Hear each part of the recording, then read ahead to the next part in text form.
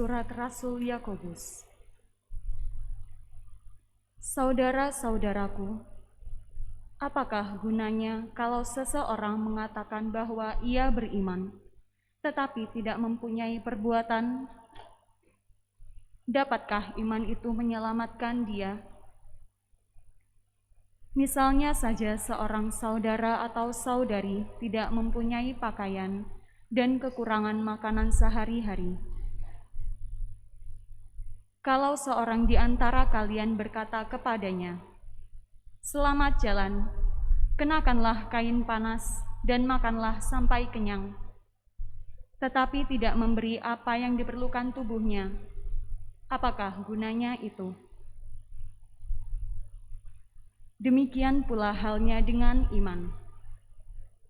Jika iman itu tidak disertai perbuatan, maka iman itu pada hakikatnya mati. Tetapi mungkin ada orang berkata, "Padamu ada iman dan padaku ada perbuatan."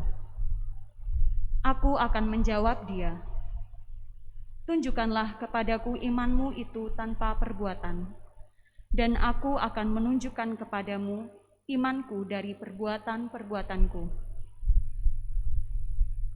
Engkau percaya bahwa hanya ada satu Allah, itu baik. Tetapi setan-setan pun percaya akan hal itu, dan karenanya mereka gemetar.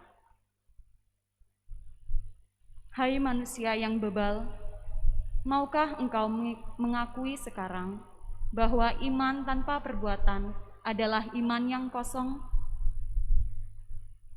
Bukankah Abraham bapa kita dibenarkan karena perbuatan-perbuatannya ketika ia mempersembahkan Ishak anaknya di atas mezbah?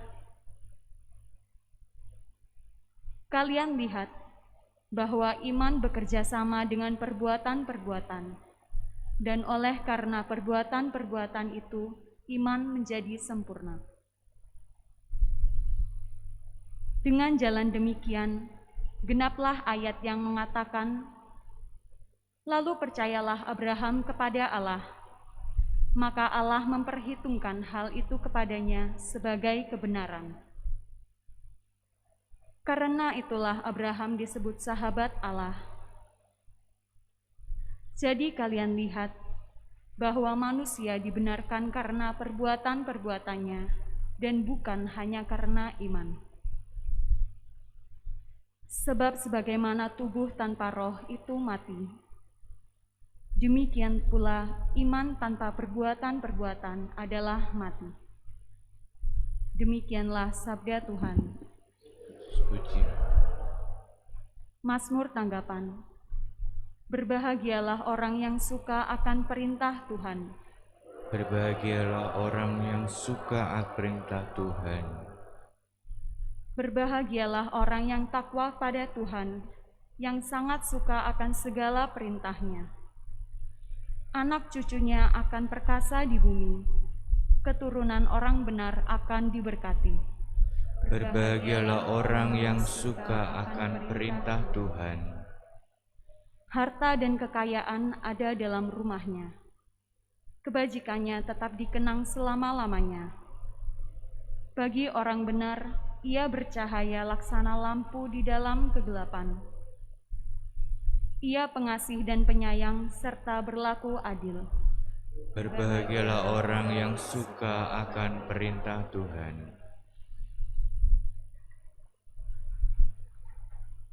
Haleluya, haleluya, haleluya, haleluya,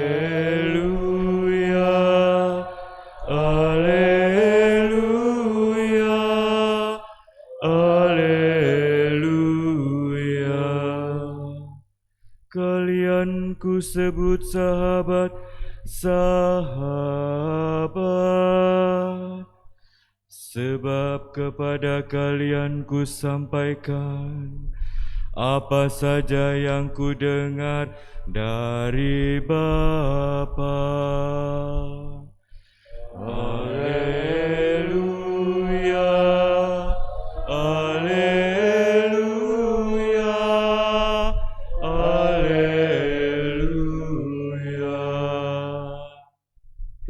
bersamamu.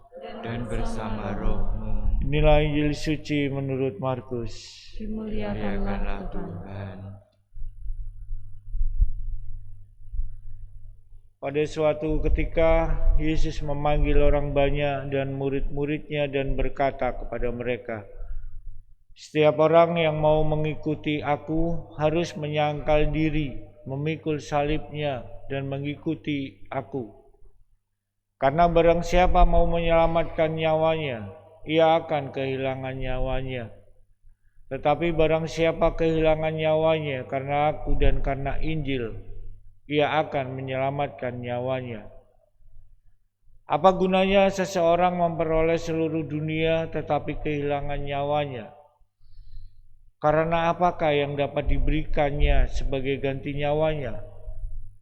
Kalau seseorang malu karena aku dan karena perkataanku di tengah-tengah angkatan yang tidak setia dan berdosa ini, maka Anak Manusia pun malu karena orang itu apabila ia datang kelak dalam kemuliaan Bapanya diiringi malaikat-malaikat kudus."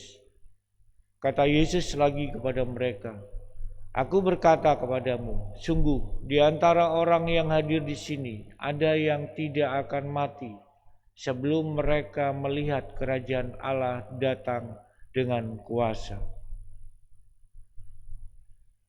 Demikianlah sabda Tuhan. Terpujilah Kristus. Romo, Bapak, Ibu, Saudara-saudari yang dikasihi Tuhan, hari ini Yesus menunjukkan kepada para muridnya apa makna sejati dari pemuridan. Pertama-tama, ia harus menyelaraskan cara berpikir, cara berasa, dan juga cara bertindak sebagaimana menjadi cara Allah. Sikap cinta diri itu dibuang. Lalu cinta itu dipusatkan kepada Kristus yang adalah segala-galanya bagi seorang murid. Dan itulah yang harus dibayar oleh setiap muridnya. Ya, pengorbanan itu adalah sebuah harga yang harus dibayar dalam jalan pemuridan Kristus. Dan resiko-resiko yang harus kita tanggung juga beserta kesakitan-kesakitan kecil yang menyertai jalan itu mesti kita hayati sebagai sebuah kurban. Artinya itu semua kita relakan demi cinta kita kepada Kristus, jalan dan kehidupan kita.